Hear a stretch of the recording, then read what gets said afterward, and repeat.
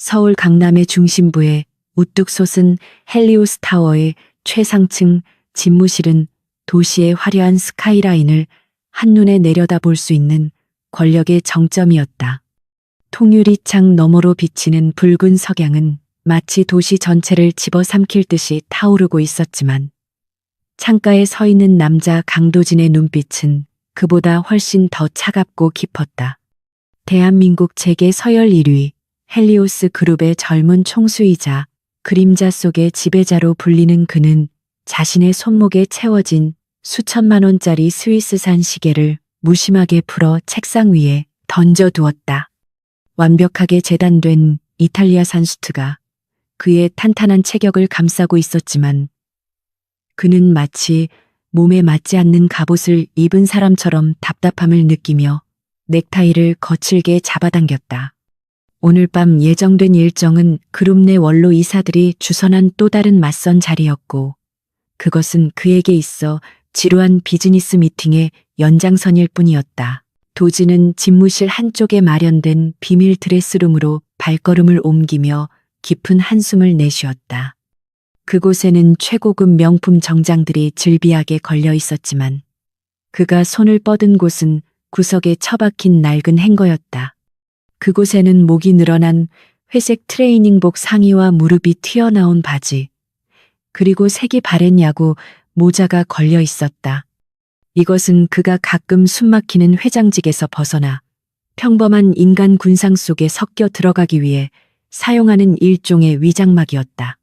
거울 속에 비친 자신의 모습은 더 이상 대한민국을 움직이는 거대 기업의 총수가 아니었다. 그는 단지 취업난에 시달리며 하루하루를 버티는 고단한 백수 청년으로 완벽하게 변신해 있었다. 도진은 자신의 변신에 만족스러운 듯 입가에 희미한 미소를 띄었지만 그 미소 뒤에는 누구에게도 들키고 싶지 않은 고독과 냉소가 짙게 깔려 있었다. 오늘의 맞선 상대는 중견 건설사 사장의 딸이라고 보고받았지만 도진에게 그녀의 배경은 전혀 중요하지 않았다. 어차피 그들은 도진의 배경과 재력을 보고 달려드는 하이에나 떼와 다를 바 없었기 때문이다. 그는 이 지겨운 연극을 끝내기 위해 일부러 가장 초라한 모습을 하고 나가 상대방이 제풀에 지쳐 떨어져 나가게 만들 작정이었다. 비서실장이 준비해둔 최고급 세단을 뒤로하고 도진은 낡은 운동화 끈을 단단히 묶은 채 회사 뒷문으로 빠져나갔다. 지하철과 버스를 갈아타고 도착한 곳은 강북의 허름한 골목길에 위치한 낡은 다방이었다. 이곳은 재벌가의 맞선 장소로는 상상조차 할 수 없는 곳이었지만 도진이 직접 장소를 변경해 통보한 곳이었다. 삐걱거리는 나무 문을 열고 들어서자 눅눅한 커피 냄새와 오래된 소파의 먼지 냄새가 코를 찔렀다. 약속 시간보다 10분 늦게 도착한 도진은 구석진 자리에 앉아있는 여자를 발견했다. 한여름이라는 이름을 가진 그녀는 도진이 상상했던 화려하고 거만한 재벌가 영애의 모습과는 거리가 멀었다. 그녀는 유행이 지난 듯한 수수한 블라우스를 입고 있었고 화장기 없는 얼굴은 창백해 보일 정도로 함이 있다. 하지만 그녀의 눈동자만은 이상할 정도로 맑고 강렬하게 빛나고 있어 도진은 잠시 시선을 멈추었다. 여름은 초조한 듯 테이블 위에 물컵을 만지작거리고 있었고 그녀의 손끝은 미세하게 떨리고 있었다. 도진은 짐짓 어깨를 구부리고 다리를 떨며 최대한 예의 없는 태도로 그녀의 맞은편 의자를 끌어당겨 앉았다. 그의 등장에 여름은 깜짝 놀란 듯 고개를 들었지만 이내 도진의 허름한 행색을 훑어보고는 묘한 안도감과 실망감이 뒤섞인 표정을 지었다.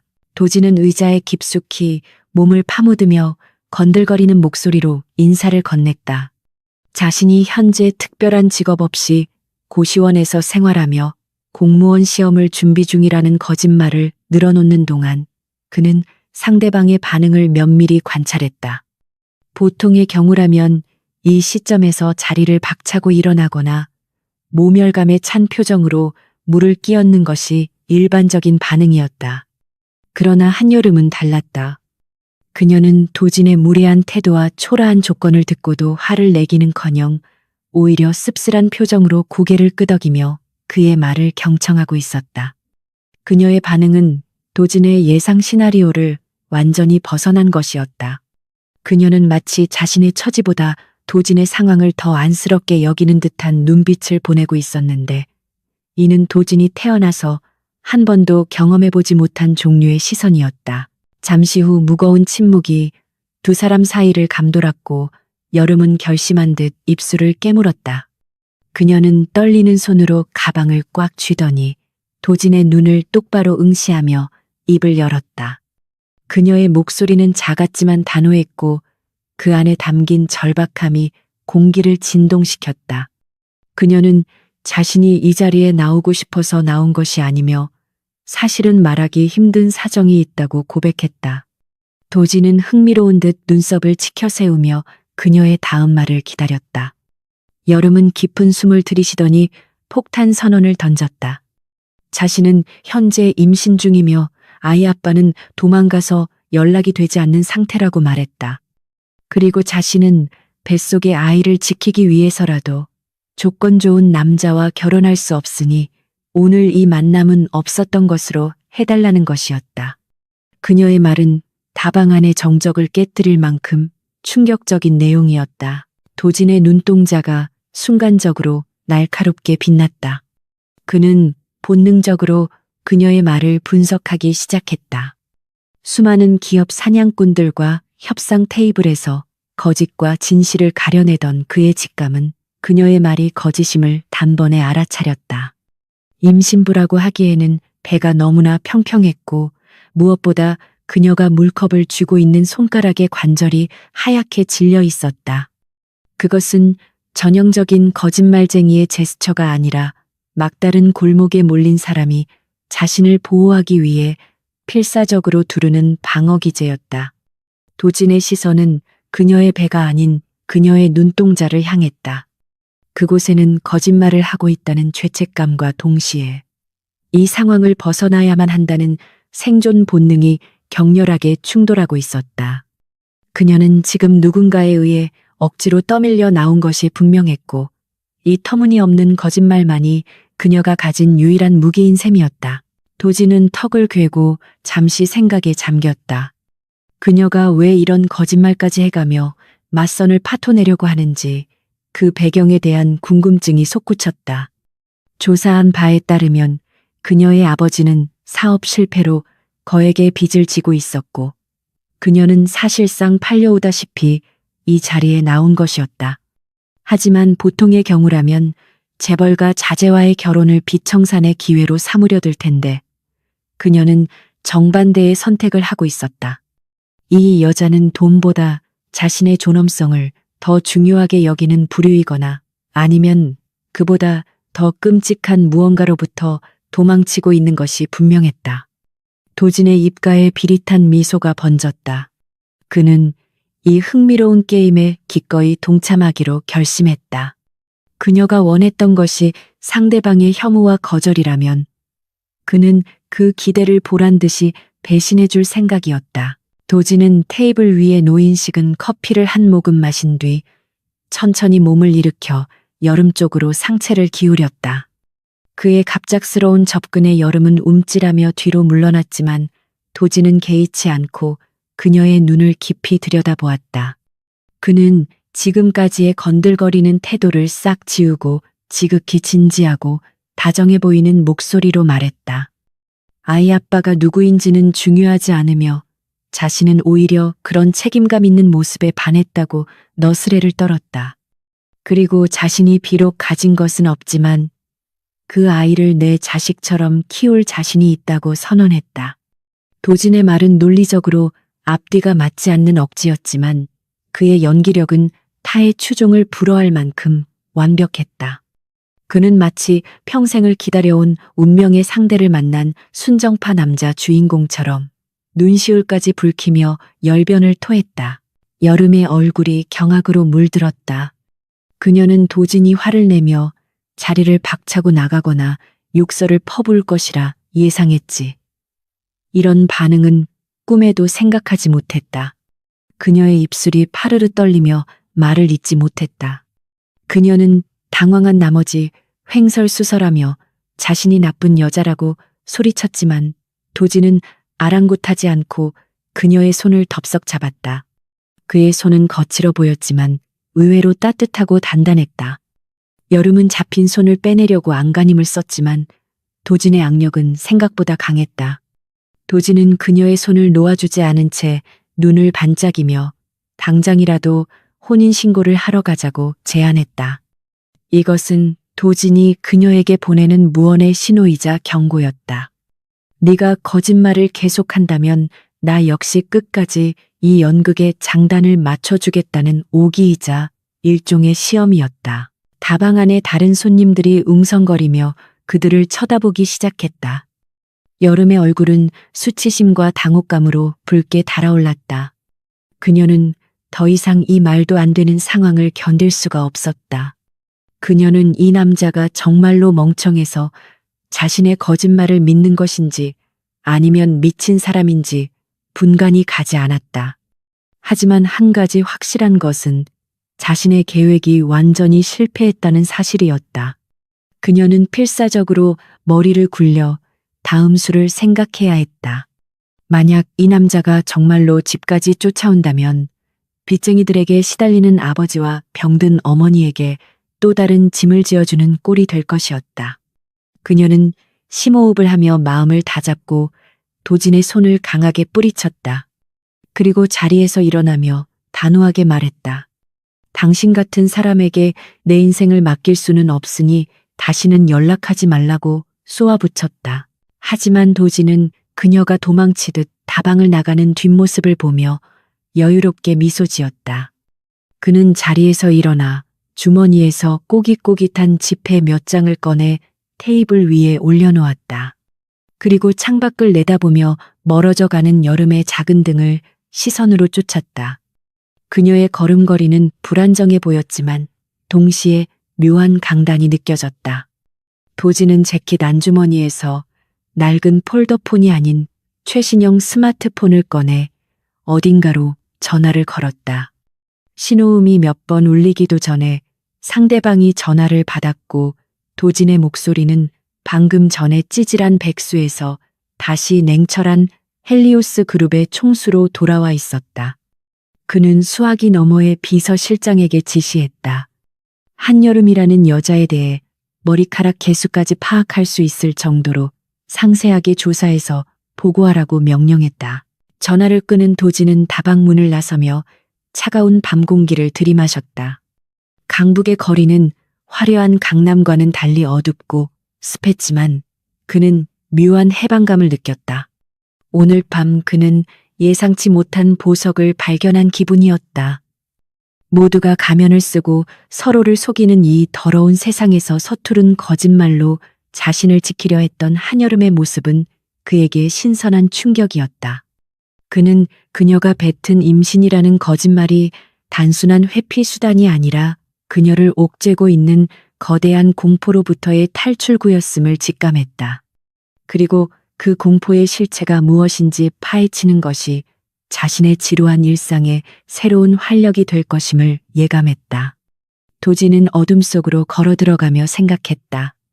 이 연극은 이제 막 시작되었을 뿐이라고. 한편 도진을 피해 도망치듯 다방을 빠져나온 여름은 골목 어귀에 멈춰서서 거친 숨을 몰아쉬었다.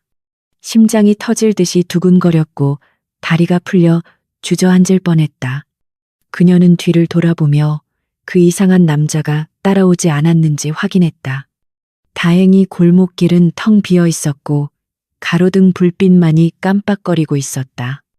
여름은 가슴을 쓸어내리며 안도의 한숨을 내쉬었지만 마음 한구석에는 여전히 불안감이 켈리를 틀고 있었다.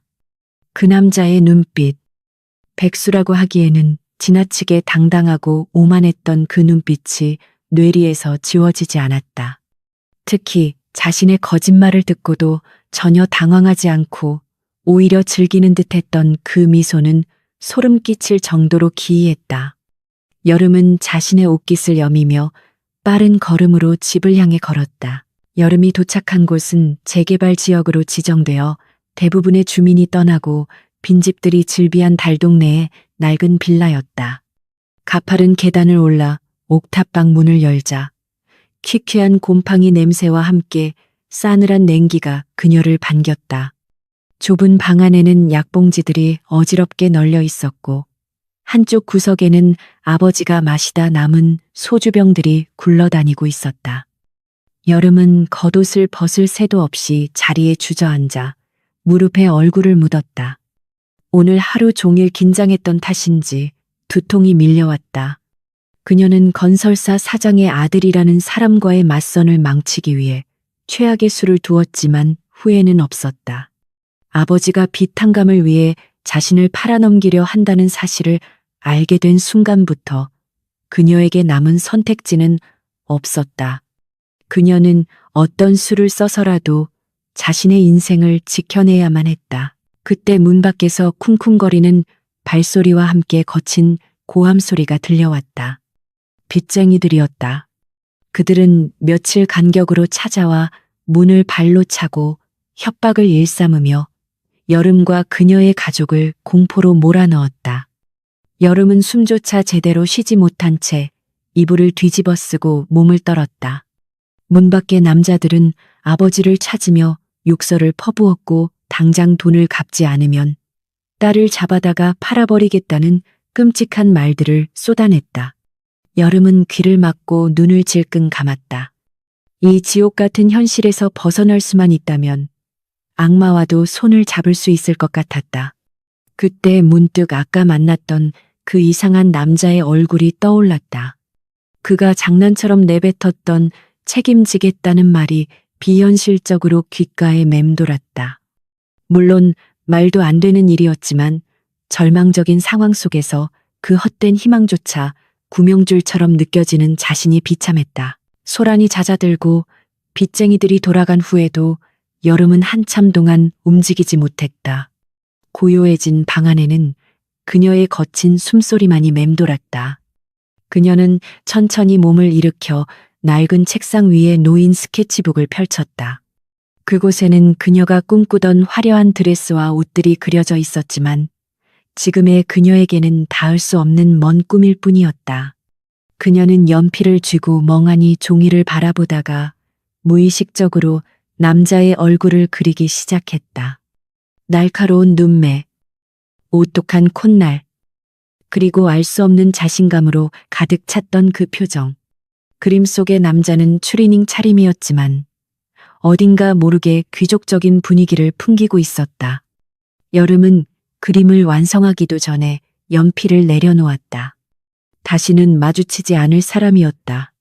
아니, 마주쳐서는 안 될 사람이었다. 다음 날 아침 여름은 무거운 몸을 이끌고 일터로 향했다. 그녀는 작은 의류 수선집에서 일하며 생계를 유지하고 있었다. 한때는 유명한 패션 디자이너가 되겠다는 꿈을 가지고 유학까지 준비했었지만 집안이 몰락하면서 모든 것을 포기해야만 했다. 수선집 주인 아주머니는 여름의 안색을 살피며 혀를 찼다. 어젯밤 일 때문에 잠을 설친 탓에 눈밑이 삼했다. 여름은 억지 미소를 지으며 재봉틀 앞에 앉았다. 기계적으로 옷을 수선하는 동안에도 그녀의 머릿속은 온통 빚 문제와 아버지에 대한 걱정으로 가득 차 있었다. 그때 가게 문이 열리며 낯선 양복 차림의 사내들이 들어왔다. 그들은 여름을 찾더니 다짜고짜 그녀를 밖으로 끌어내려 했다. 여름이 저항하며 소리를 질렀지만 그들은 막무가내였다. 그들은 자신들이 헬리오스 건설의 하청업체의 직원들이라며 여름의 아버지가 진 빚을 받으러 왔다고 했다. 하지만 그들의 눈빛과 태도는 일반적인 채권자들과는 달랐다. 그들은 마치 잘 훈련된 조폭들처럼 조직적으로 움직였고 여름을 승합차에 태우려고 했다.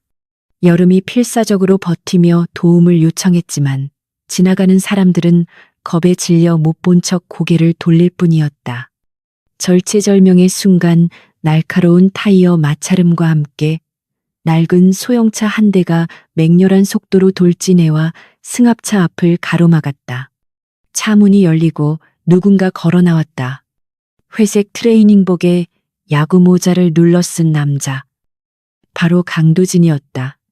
그는 어제와 똑같은 차림이었지만 그에게서 뿜어져 나오는 살기는 어제와 비교할 수 없을 정도로 흉흉했다. 도진은 천천히 걸어와 여름을 붙잡고 있는 사내의 손목을 낚아챘다. 그리고 나직하지만 뼈가 시릴 정도로 차가운 목소리로 말했다. 내 아이를 가진 여자에게 무슨 짓이지. 사내들이 어이없다는 듯 비웃으며 도진에게 달려들었지만 결과는 처참했다. 도진은 간결하고 절제된 동작으로 순식간에 사내들을 제압해 버렸다. 그의 주먹은 정확하게 급소를 가격했고 발차기는 보이지 않을 정도로 빨랐다. 바닥에 나뒹구는 사내들을 뒤로하고 도진은 멍하니 서 있는 여름에게 다가갔다. 그는 놀란 여름의 어깨를 감싸 안으며 씩 웃었다. 말했잖아. 책임지겠다고. 여름은 혼란과 충격 속에서 그를 바라보았다.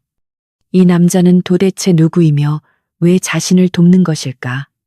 그리고 그가 말하는 책임이라는 단어가 단순한 농담이 아님을 직감하며 그녀의 운명이 거대한 소용돌이 속으로 빠져들고 있음을 느꼈다. 낡은 소형차의 엔진이 거칠게 기침을 토해내며 서울의 복잡한 도로 위를 질주하고 있었다. 조수석에 앉은 한여름은 아직도 진정되지 않는 심장을 부여잡은 채 운전대를 잡고 있는 남자를 곁눈질로 훔쳐보았다. 강도진이라 불리는 이 남자는 방금 전 서너 명의 건장한 사내들을 순식간에 때려눕히고 그녀를 구해낸 사람이라고는 믿기지 않을 만큼 태연한 표정으로 콧노래를 흥얼거리고 있었다. 그의 낡은 트레이닝복 소매 아래로 드러난 팔뚝에는 잔근육이 꿈틀거리고 있었고 핸들을 쥐고 있는 손마디에는 굳은 살이 박혀 있었다. 여름은 그가 단순한 백수가 아님을 직감했다. 평범한 고시생이 조폭과 다름없는 추심업자들을 그토록 능숙하게 제압할 수는 없는 노릇이었다. 창밖으로 스쳐 지나가는 가로등 불빛이 도진의 옆얼굴을 비출 때마다 그의 눈동자는 깊이를 알 수 없는 어둠처럼 번뜩였다. 여름은 자신이 늑대를 피하려다 호랑이 굴로 들어온 것은 아닌지 두려움이 밀려왔지만 이상하게도 당장 차문을 열고 뛰어내리고 싶은 생각은 들지 않았다. 그것은 아마도 난생 처음 느껴보는 낯선 보호 본능 때문일 것이었다. 도진은 백미러를 통해 뒤따라오는 차량이 없는지 확인하며 능숙하게 골목길을 빠져나와 강변북로로 차를 올렸다. 그는 옆에서 잔뜩 긴장해 있는 여름의 기색을 눈치채고 있었지만 짐짓 모른 척하며 속도를 높였다. 사실 도진 역시 속으로는 적잖이 놀란 상태였다. 그가 제압한 사내들은 단순한 깡패가 아니라 헬리오스 그룹 내 보안팀에서도 꽤나 악명 높은 해결사들이었다. 그들이 왜 하필 한여름 같은 가난한 여자를 노리고 있는지에 대한 의문이 머릿속을 맴돌았다. 단순히 빚 때문이라고 하기에는 그들의 움직임이 지나치게 조직적이었고 목적이 분명해 보였다. 도진은 핸들을 톡톡 두드리며 머릿속으로 빠르게 정보를 조합해 나갔다. 그룹 내의 부패 세력을 조사하던 중에 우연히 마주친 이 여자가 어쩌면 그가 찾고 있던 결정적인 단서와 연결되어 있을지도 모른다는 예감이 강하게 들었다. 하지만 지금은 그 무엇보다 옆에서 떨고 있는 이 작은 여자를 안심시키는 것이 우선이었다. 그는 엑셀을 밟으며 부드럽게 차선을 변경했다. 한강 공원의 한적한 주차장에 차를 세운 도진은 시동을 끄고 등받이에 몸을 깊숙이 기대었다. 차 안에는 무거운 정적이 감돌았고 오직 멀리서 들려오는 강물 소리만이 희미하게 귀를 울렸다. 여름은 차마 도진을 똑바로 쳐다보지 못한 채 손가락만 만지작거리고 있었다. 그녀는 자신이 먼저 입을 열어야 한다고 생각했지만 무슨 말부터 꺼내야 할지 막막하기만 했다. 고맙다는 말을 해야 할지 아니면 누구냐고 따져 물어야 할지 머릿속이 뒤죽박죽이었다. 긴 침묵을 깬 것은 도진이었다. 그는 주머니에서 막대 사탕 하나를 꺼내 껍질을 까서 입에 물더니 여름을 향해 씩 웃으며 말했다. 많이 놀랐을 텐데 단 거라도 좀 먹으라며 다른 주머니에서 사탕 하나를 더 꺼내 건넸다. 그 태도가 너무나 자연스럽고 천연덕스러워서 여름은 순간적으로 긴장이 풀리며 헛웃음이 나올 뻔했다. 그녀는 떨리는 손으로 사탕을 받아들며 조심스럽게 입을 열었다. 당신 정체가 뭐냐고 묻는 그녀의 목소리는 미세하게 떨리고 있었다. 도지는 사탕을 입안에서 굴리며 어깨를 으쓱해 보였다. 그는 자신이 그저 운동을 좀 좋아하는 백수일 뿐이라며 태권도 3단의 합기도 2단 유도 1단 도합 6단의 유단자라고 너스레를 떨었다. 물론 이것은 새빨간 거짓말이었다. 그가 익힌 무술은 특수부대에서 전수받은 살상용 무술과 이스라엘 정보기관에서 배운 크라브 마가였지만 굳이 그런 사실을 밝혀 그녀를 더 겁먹게 할 필요는 없었다. 도지는 화제를 돌리기 위해 그녀에게 왜 그런 위험한 놈들이 쫓아다니는지 물었다. 여름의 얼굴이 순식간에 어두워졌다. 그녀는 잠시 망설이다가 깊은 한숨과 함께 자신의 처지를 털어놓기 시작했다. 아버지의 사업 실패와 보증 문제, 그리고 그로 인해 불어난 사채 빚에 대해 이야기하는 그녀의 목소리는 건조했지만 그 안에 담긴 고통은 묵직했다. 그녀는 눈물을 흘리지 않으려 애쓰며 입술을 꽉 깨물었다. 자신이 감당해야 할 무게가 너무 버거워서 누구에게라도 털어놓고 싶었던 것일지도 몰랐다. 이야기를 듣는 도진의 눈빛이 차갑게 가라앉았다. 여름에 빚을 쥐고 흔드는 배우에 최상무라는 인물이 있다는 사실을 알게 되었기 때문이다. 최상무는 헬리오스 건설의 부사장이자 도진이 그룹 내 암적인 존재로 지목하고 오랫동안 내사를 진행해온 인물이었다. 그는 회사의 공금을 횡령하고 하청업체들을 갈취하는 것도 모자라 빚을 빌미로 젊은 여성들을 유린한다는 소문이 파다한 자였다. 도진의 주먹이 저절로 꽉 쥐어졌다. 자신의 그룹 내에서 이런 파렴치한 일이 벌어지고 있다는 사실에 분노가 치밀어 올랐다. 그리고 그 피해자가 바로 눈앞에 있는 이 가냘픈 여자라는 사실이 그를 더욱 격분하게 만들었다. 도진은 이제 이 일이 단순한 우연이나 호기심의 차원을 넘어섰음을 깨달았다. 이것은 그가 반드시 해결해야만 하는 전쟁이었다. 그는 룸미러를 통해 자신의 눈빛이 너무 흉흉해지지 않도록 표정을 관리했다. 여름은 이야기를 마치고 나자 밀려오는 부끄러움에 고개를 숙였다. 처음 보는 남자에게 자신의 치부를 다 드러낸 것 같아 얼굴이 화끈거렸다. 그녀는 이제 그만 가보겠다며 차 문손잡이를 잡았다. 하지만 도진이 다급하게 그녀의 팔을 잡았다. 그는 지금 돌아가면 놈들이 다시 찾아올 것이 뻔한데 대책은 있냐고 물었다. 여름은 말문이 막혔다. 사실 갈 곳도 없었고 집에 돌아가는 것도 무서웠다. 도진은 기회를 놓치지 않고 제안을 던졌다. 그는 자신이 지금 살고 있는 고시원에서 월세가 밀려 쫓겨날 판이라며 당분간 지낼 곳이 필요하다고 거짓말을 했다. 그리고 여름에게 제안했다. 내가 당신의 보디가드가 되어줄 테니 대신 나를 당신 집에서 지내게 해달라고 말이다. 빈 방이 없어도 상관없으니 거실 소파나 옥상 평상이라도 빌려달라는 그의 제안은 황당하기 그지없었다. 여름은 기가 차다는 듯 도진을 쳐다보았다. 만난 지 이틀밖에 안 된 남자. 그것도 정체를 알 수 없는 백수를 집에 들인다는 것은 상식적으로 말이 안 되는 일이었다. 그녀가 거절하려 하자 도진은 찍기를 박는 한마디를 던졌다. 어차피 놈들은 당신이 임신했고 그 아이 아빠가 나라고 믿고 있을 텐데 우리가 같이 사는 척이라도 해야 놈들을 속일 수 있지 않겠냐는 논리였다. 게다가 자신처럼 건장한 남자가 집에 있으면 빚쟁이들도 함부로 행패를 부리지 못할 것이라고 덧붙였다. 궤변이었지만 묘하게 설득력이 있었다. 여름은 빚쟁이들의 험악한 얼굴과 도진의 든든한 등판을 번갈아 떠올렸다. 당장 오늘 밤을 무사히 넘기는 것이 급선무였던 그녀에게 다른 선택지는 없었다. 그녀는 한참을 고민하다가 결국 고개를 끄덕였다. 단 허튼 수작을 부리면 바로 경찰에 신고하겠다는 조건을 달았다. 도지는 흔쾌히 동의하며 환하게 웃었다. 다시 차를 몰아 여름의 집으로 향하는 동안 도지는 내심 쾌재를 불렀다. 이것으로 그는 최상무의 감시망을 피해 안전하게 은신할 수 있는 장소와 내부 비리를 캘 수 있는 결정적인 증인을 동시에 확보한 셈이었다.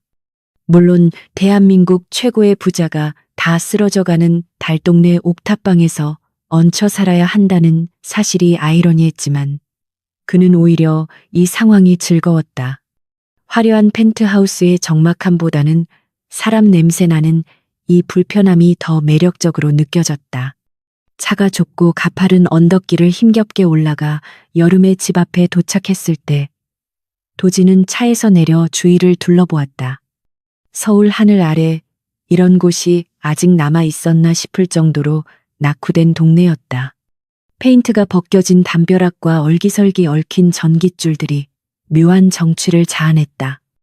여름은 부끄러운 듯 고개를 숙이고 앞장서서 걸었고 도지는 짐가방 하나 없는 단출한 차림으로 그녀의 뒤를 따랐다. 옥탑방 문을 열고 들어서자 좁은 방 안의 풍경이 한눈에 들어왔다. 낡았지만 깔끔하게 정돈된 살림살이들이 주인의 성격을 말해주고 있었다. 한쪽 벽면을 가득 채운 패션 잡지와 스케치북, 그리고 작은 재봉틀이 그녀가 꿈을 포기하지 않았음을 보여주고 있었다. 도지는 방 안을 둘러보며 묘한 감정에 휩싸였다. 수천억 원이 오가는 비즈니스 세계에서 살아온 그에게 이 작은 방은 마치 딴 세상 같았다. 모든 것이 부족하고 초라했지만 그 안에는 치열하게 살아가는 한 인간의 온기가 배어 있었다. 여름은 당황하며 바닥에 널린 옷가지들을 주섬주섬 치우기 시작했다. 도지는 그런 그녀를 말리며 구석에 자리를 잡고 앉았다. 그는 자신이 바닥 체질이라며 너스레를 떨었지만 사실 최고급 라텍스 매트리스가 아니면 잠을 설치는 예민한 성격이었다. 하지만 오늘만큼은 딱딱한 장판 바닥도 나쁘지 않게 느껴졌다. 그날 밤 두 사람은 어색한 공기 속에서 라면을 끓여 먹었다. 도지는 냄비 뚜껑에 라면을 덜어 먹으며 연신 감탄사를 내뱉었다. 호텔 셰프가 요리한 최고급 스테이크보다 이 꼬들꼬들한 라면이 훨씬 맛있게 느껴지는 것은 아마도 앞사람 때문일 것이라 생각했다. 여름은 도진이 잘 먹는 모습을 보며 조금씩 경계심을 풀었다. 처음에는 무섭고 이상한 사람이라고 생각했지만 보면 볼수록 엉뚱하고 순박한 구석이 있는 남자라고 느꼈다. 식사를 마친 후 도지는 설거지를 자청했다.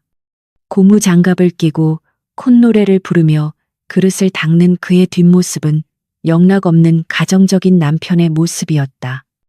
여름은 그 모습을 멍하니 바라보다가 문득 자신이 거짓말했던 임신이라는 단어가 떠올라 얼굴을 붉혔다. 이 남자는 정말로 그 거짓말을 믿고 이러는 걸까? 아니면 알면서도 모른 척 해주는 걸까? 그녀의 마음속에 작은 파문이 일기 시작했다. 잠자리에 들 시간이 되자 다시 어색함이 감돌았다. 방이 하나뿐이라 여름은 방에서 자고 도지는 거실 겸 부엌 바닥에서 자기로 했다. 얇은 요 하나를 깔고 누운 도지는 천장을 바라보며 생각에 잠겼다. 천장 구석에 핀 곰팡이 자국이 마치 지도처럼 보였다. 그는 주머니 속에 스마트폰을 만지작거렸다. 비서실장에게서 최상무의 동향에 대한 보고가 들어와 있을 터였다. 하지만 그는 폰을 꺼내지 않았다. 지금 이 순간만큼은 강도진 회장이 아닌 백수 강도진으로 남고 싶었다. 방 안에서 여름의 규칙적인 숨소리가 들려오자 도지는 비로소 긴장을 풀고 눈을 감았다. 딱딱한 바닥 때문에 허리가 쑤셔왔지만 마음만은 어느 때보다 평온했다. 내일부터 시작될 이 기묘한 동거가 어떤 파장을 불러올지 짐작조차 할 수 없었지만 그는 기꺼이 그 폭풍 속으로 뛰어들 준비가 되어 있었다. 다음 날 아침 도지는 알람 소리보다 일찍 눈을 떴다. 습관처럼 새벽 5시에 기상한 그는 좁은 부엌에서 스트레칭을 하며 몸을 풀었다. 찌뿌둥한 몸을 이리저리 비틀며 창밖을 내다보니 서울의 아침이 밝아오고 있었다. 그는 냉장고를 열어 생수 한 병을 꺼내 마시며 하루 일과를 계획했다. 오늘은 여름을 출근시킨 후 본격적으로 최상무의 뒷조사를 시작해야 했다. 그때 방문이 열리며 부스스한 모습의 여름이 나왔다. 그녀는 거실에 서 있는 도진을 보고 깜짝 놀라 비명을 지를 뻔했다가 입을 틀어막았다. 어젯밤 일이 꿈이 아니었음을 깨달은 그녀의 표정은 복잡 미묘했다. 도진은 상쾌하게 인사를 건네며 아침밥은 자신이 준비하겠다고 나섰다. 쌀을 씻고 국을 끓이는 그의 손놀림은 예사롭지 않았다. 사실 그는 요리 유학까지 다녀온 미식가였지만 그 사실은 비밀로 해야 했다. 아침 식탁에서 도진은 여름에게 한 가지 제안을 했다. 앞으로 밖에서는 철저하게 연인 행세를 하자는 것이었다. 특히 동네 사람들과 빚쟁이들의 눈을 속이기 위해서는 자연스러운 스킨십과 호칭 정리가 필요하다고 주장했다. 여름은 난색을 표했지만 도진의 논리 정연한 설득에 넘어갈 수밖에 없었다.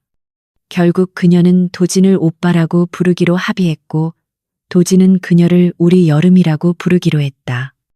호칭을 연습하는 과정에서 서로 얼굴이 빨개지고 말문이 막히는 해프닝이 벌어졌지만 그 덕분에 두 사람 사이의 벽은 한층 더 허물어졌다. 도진은 여름의 붉어진 얼굴을 보며 묘한 즐거움을 느꼈다. 수많은 여배우들과 모델들을 만나봤지만 이렇게 순수하게 반응하는 여자는 처음이었다. 그녀의 반응 하나하나가 그에게는 신선한 자극이었다. 출근길에 나선 두 사람은 팔짱을 끼고 골목길을 내려왔다. 동네 아주머니들이 힐끔거리며 수군거렸지만 도진은 보란 듯이 여름의 어깨를 감싸 안으며 다정하게 말을 걸었다. 여름은 어색해서 몸이 굳었지만 도진의 리드에 맞춰 걸음을 옮겼다. 버스 정류장까지 바래다 준 도진은 여름이 버스에 탈 때까지 손을 흔들어 주었다. 버스 창가에 앉은 여름이 수줍게 손을 흔들어 화답하자 도진의 입가에 진심 어린 미소가 번졌다. 버스가 멀어지자 도진의 표정은 순식간에 차갑게 변했다. 그는 근처 공중전화 부스로 들어가 동전을 넣고 어딘가로 전화를 걸었다. 수화기 너머로 비서실장의 다급한 목소리가 들려왔다. 도진은 짧고 간결하게 지시를 내렸다. 최상무가 운영하는 불법 대부업체의 자금 흐름을 추적하고 그와 관련된 모든 장부를 확보하라는 명령이었다. 그리고 한여름의 아버지 빚을 자신이 처리할 수 있는 방법도 알아보라고 덧붙였다. 전화를 끊은 도진은 다시 헐렁한 백수의 모습으로 돌아와 터덜터덜 골목길을 걸어 올라갔다. 하지만 그의 눈은 매섭게 주위를 살피고 있었다. 골목 어귀에 주차된 검은색 세단 한 대가 수상해 보였기 때문이다. 틴팅이 짙게 된 차 안에는 누군가 잠복하고 있는 기색이 역력했다. 최상무가 벌써 감시자를 붙인 것인가? 도진은 콧노래를 흥얼거리는 척하며 자연스럽게 그 차 옆을 지나쳤다. 슬쩍 곁눈질로 확인한 차 안에는 카메라를 든 사내가 앉아 있었다. 도진은 속으로 쾌재를 불렀다. 놈들이 미끼를 물었다. 이제부터가 진짜 게임의 시작이었다. 그는 옥탑방으로 돌아와 방문을 걸어 잠그고 노트북을 켰다.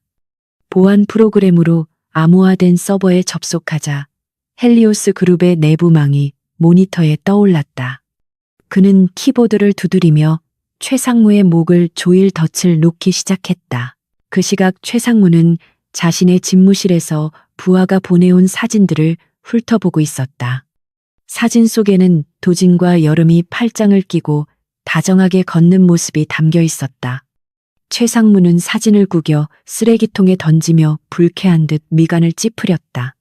자신이 찍어둔 먹잇감이 어디서 굴러먹던 개뼈다귀 같은 놈과 놀아나고 있다는 사실이 자존심을 긁었다. 그는 부하에게 전화를 걸어 그 남자의 신원을 파악하라고 고함쳤다. 하지만 그는 꿈에도 몰랐다. 그 개뼈다귀 같은 놈이 자신의 생사여탈권을 쥐고 있는 그룹의 회장이라는 사실을, 그리고 그가 지금 자신의 발밑을 파고 들어오고 있다는 사실을.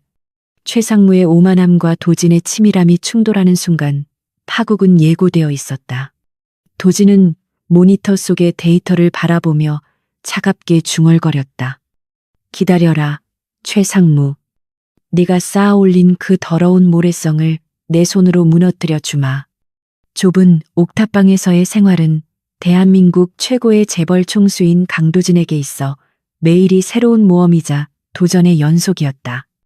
아침마다 변덕을 부리는 녹슨 샤워기 헤드와 사투를 벌여야 했고, 한여름의 밤에는 모기들과 전쟁을 치러야 했으며, 얇은 벽 너머로 들려오는 이웃들의 소음은 도무지 적응되지 않는 불청객이었다.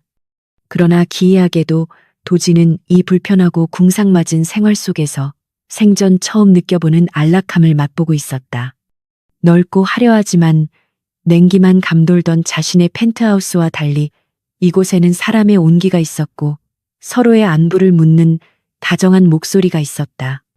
아침 식사 때마다 여름이 챙겨주는 따뜻한 밥과 국은 그 어떤 최고급 호텔 조식보다 그의 위장을 든든하게 채워주었고, 퇴근 후 마주 앉아 나누는 소소한 대화는 메마른 그의 감성을 촉촉하게 적셔주었다. 도진은 낡은 소파에 비스듬히 누워 재봉틀 앞에 앉아있는 여름의 뒷모습을 물끄러미 바라보았다.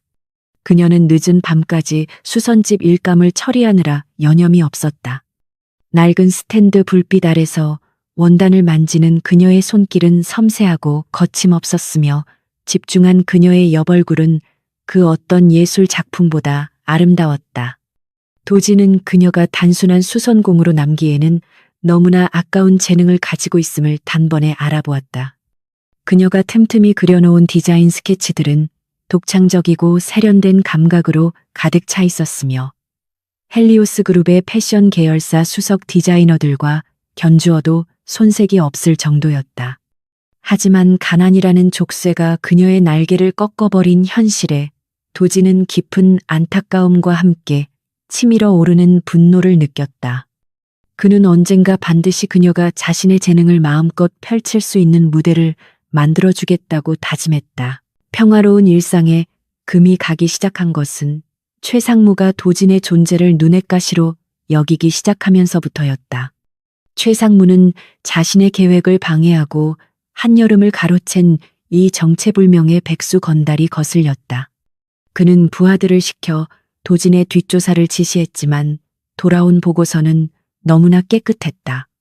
고아원 출신의 지방대학 중퇴, 그리고 공사판을 전전하는 일용직 노동자라는 가짜 이력은 도진의 비서실장이 완벽하게 조작해 놓은 것이었다. 하지만 의심 많은 최상무는 그것만으로 안심하지 못했다. 그는 도진이 정말로 아무런 힘이 없는 존재인지, 아니면 누군가가 심어놓은 첩자인지 확인하기 위해 비열한 시험을 준비했다. 그는 여름이 일하는 수선집 주인에게 압력을 넣어 그녀를 해고하도록 종용했고, 동시에 도진이 일용직으로 나가는 건설 현장에 심어둔 끈아풀들에게 그를 주시하라고 명령했다. 어느 날 저녁 기운 없이 귀가한 여름의 얼굴은 눈물로 얼룩져 있었다. 도진이 놀라서 이유를 묻자 그녀는 억울하게 수선집에서 쫓겨났다고 털어놓았다. 주인이 갑자기 태도를 바꿔 밀린 월급도 주지 않고 나가라고 소리쳤다는 것이었다. 여름은 당장 다음 달 아버지의 병원비와 생활비를 어떻게 마련해야 할지 막막해하며 서럽게 울었다. 도진은 그녀의 떨리는 어깨를 감싸 안으며 묵묵히 등을 토닥여 주었다. 그의 눈빛은 여름을 향한 연민으로 흔들렸지만 그 깊은 곳에서는 차가운 살기가 이글거리고 있었다. 이것은 단순한 해고가 아니라 누군가의 의도적인 개입이 분명했다. 그는 여름이 진정하고 잠든 틈을 타 조용히 옥상으로 나갔다. 서울의 야경이 내려다 보이는 난간에 기대어 그는 어둠 속의 그림자들에게 지시를 내렸다. 내일 아침까지 수선집 주인의 약점을 찾아내고 그 배우가 누구인지 낱낱이 파헤치라는 명령이었다. 다음날 도지는 평소와 다름없이 낡은 작업복을 입고 건설 현장으로 출근했다. 그곳은 헬리오스 건설이 시공 중인 대형 주상복합 단지였는데 도지는 이곳에서 자재를 나르는 인부로 위장 취업해 있었다.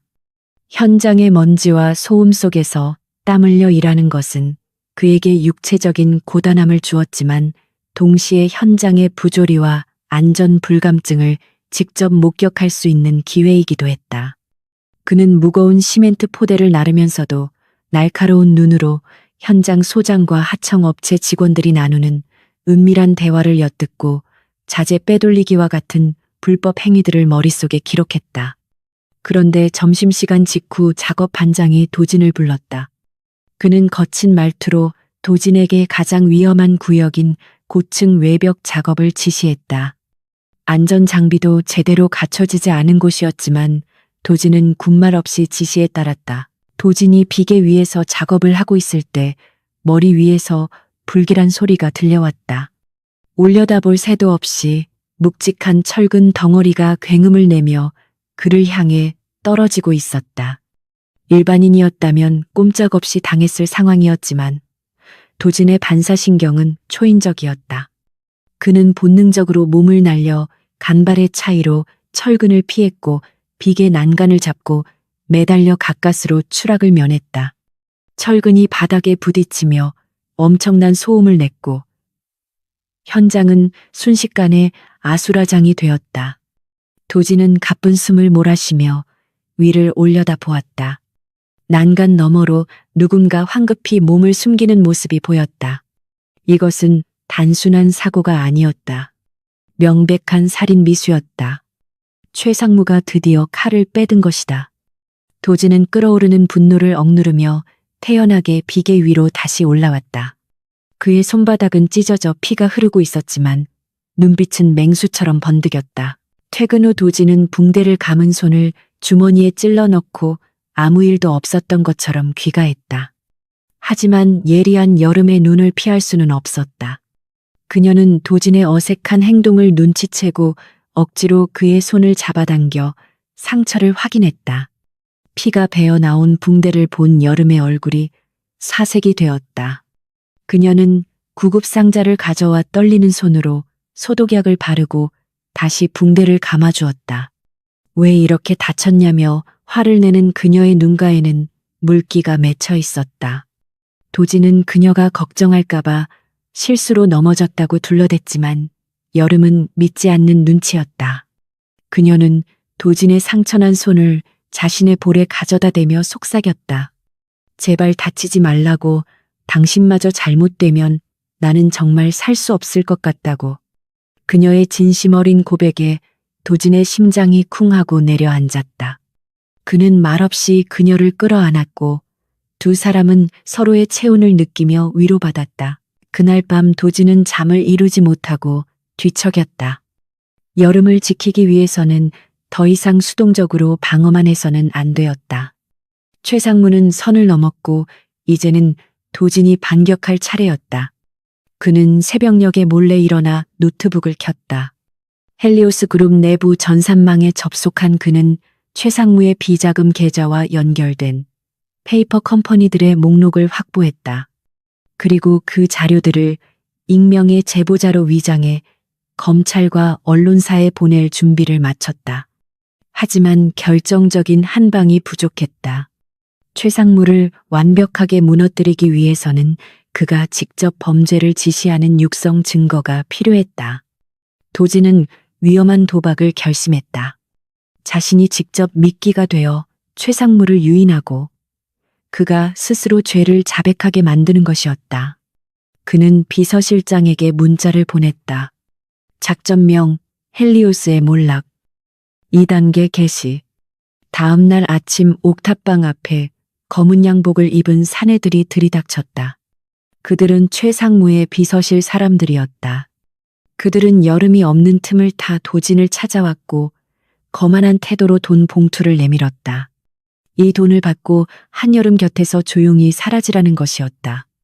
도진은 짐짓 비굴한 표정을 지으며 돈 봉투를 받아들었다. 그는 돈이 얼마나 들어있는지 확인하는 척하며 그들의 대화를 유도했다.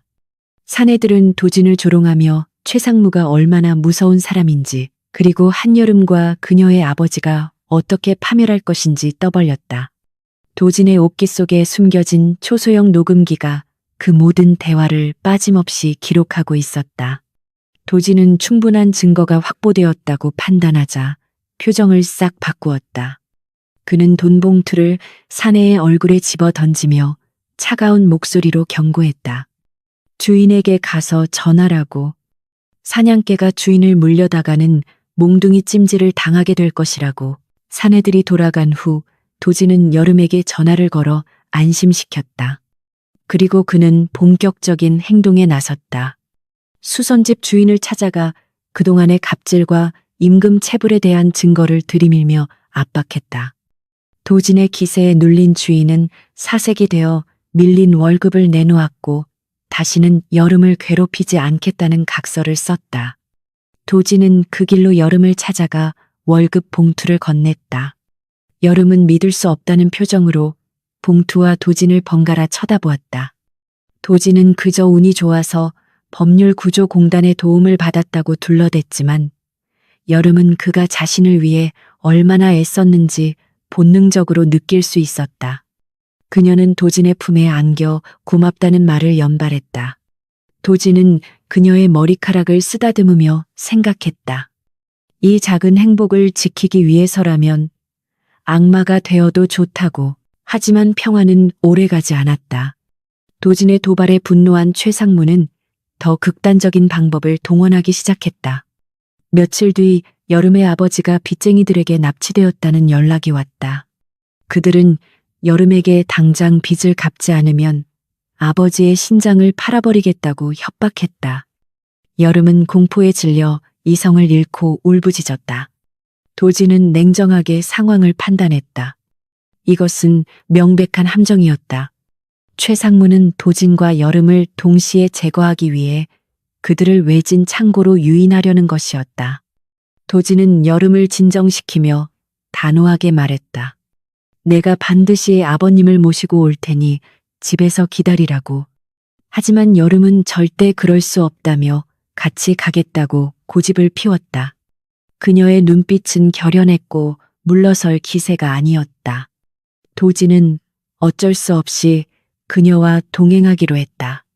대신 그는 자신의 경호팀에게 최상위 비상 경계 태세를 발령하고 비밀리에 이동할 것을 지시했다.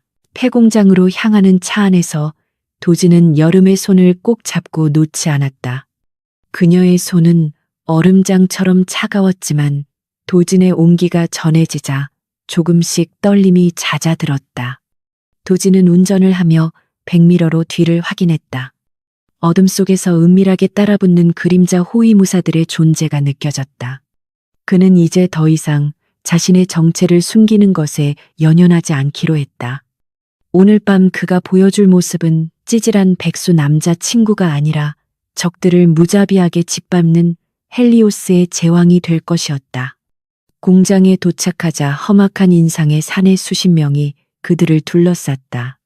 그 한가운데에는 의자에 묶인 채 피투성이가 된 여름의 아버지가 있었고 그 옆에는 비열한 웃음을 흘리는 최상무가 서 있었다. 최상무는 도진을 보며 비아냥거렸다. 쥐새끼처럼 숨어 살더니 제 발로 기어 들어왔구나. 여름은 아버지를 보고 비명을 지르며 달려가려 했지만 도진이 그녀를 막아섰다. 도진은 천천히 최상무 앞으로 걸어 나갔다. 그의 걸음걸이는 여유로웠고 표정에는 두려움이라고는 찾아볼 수 없었다. 오히려 그는 이 상황을 즐기는 듯한 기묘한 미소를 짓고 있었다. 도진은 최상무를 똑바로 응시하며 나직하게 말했다.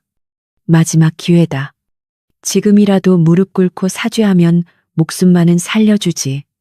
최상무와 부하들은 도진의 말에 박장대소했다. 그들은 도진이 미쳤다고 생각했다. 하지만 그 웃음은 오래가지 못했다. 도진이 손가락을 튕기는 순간 공장의 조명이 일제히 꺼지고 칠흑 같은 어둠이 내려앉았다. 그리고 어둠 속에서 비명소리와 타격음이 울려 퍼지기 시작했다. 혼란 속에서 여름은 아무것도 보이지 않아 공포에 떨며 주저앉았다. 그때 누군가 그녀를 부드럽게 감싸 안았다. 익숙한 향기와 단단한 품. 도진이었다. 눈 감고 귀 막아. 금방 끝날 거야. 그의 목소리는 차분하고 다정했지만 그 너머에는 섬뜩한 냉기가 서려 있었다. 여름은 그의 말대로 눈을 질끈 감고 귀를 막았다. 주변에서는 무언가 부서지고 넘어지는 소리가 끊임없이 들려왔다. 도진은 한 손으로 여름을 보호하며 다른 한 손으로는 달려드는 적들을 가차없이 처단해 나갔다. 어둠은 그에게 있어 가장 완벽한 무기였고 그는 그 안에서 춤추듯 움직였다. 잠시 후 소란이 잦아들고 다시 조명이 들어왔을 때 여름이 눈을 떴다. 그녀의 눈앞에 펼쳐진 광경은 충격적이었다. 수십 명의 사내들이 바닥에 쓰러져 신음하고 있었고 오직 도진만이 그 한가운데 우뚝 서 있었다. 그의 옷은 흐트러짐이 없었고 호흡조차 거칠지 않았다. 최상무는 다리에 힘이 풀려 주저앉은 채 덜덜 떨고 있었다. 그는 도진을 올려다보며 공포에 질린 목소리로 물었다. 너 정체가 뭐야? 도진은 천천히 그에게 다가가 쭈그리고 앉아 눈을 맞추었다. 그리고 빙긋 웃으며 속삭였다. 말했잖아. 한여름 남자친구라고. 하지만 최상무는 그 눈빛에서 읽을 수 있었다. 이 남자가 단순한 백수가 아니라 감히 자신이 넘볼 수 없는 절대적인 포식자라는 사실을. 도진은 최상무의 멱살을 잡고 일으켜 세웠다. 이제부터 진짜 심판을 시작할 시간이었다. 하지만 그때 멀리서 경찰차 사이렌 소리가 들려왔다. 도진은 혀를 찼다. 너무 일찍 왔다. 그는 여름과 그녀의 아버지를 챙겨 현장을 빠져나가야 했다. 아직 자신의 정체를 밝히기에는 일러도 너무 이르기 때문이었다. 폐공장에서의 사건 이후 여름의 옥탑방에는 무겁고 끈적한 침묵이 감돌고 있었다. 경찰 조사는 도진이 미리 손 써둔 변호사들 덕분에 간단한 참고인 조사로 마무리되었고 두 사람은 지친 몸을 이끌고 집으로 돌아왔다. 여름은 구급상자를 꺼내 도진의 터진 입술과 멍든 팔뚝을 소독했다.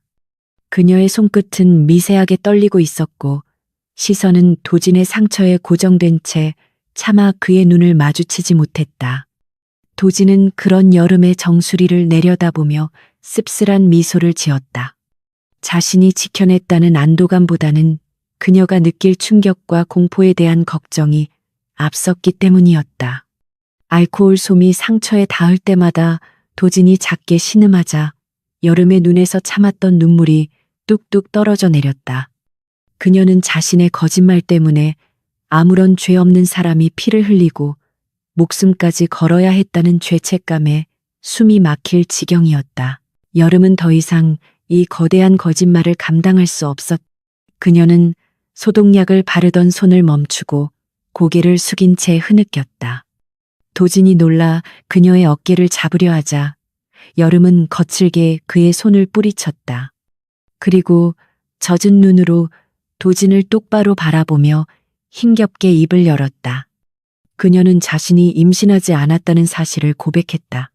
처음 만난 날 그 자리를 모면하기 위해 뱉은 거짓말이 이렇게 커질 줄 몰랐다며 자신은 사기꾼이고 나쁜 여자라고 자책했다. 그녀의 고백은 절규에 가까웠다.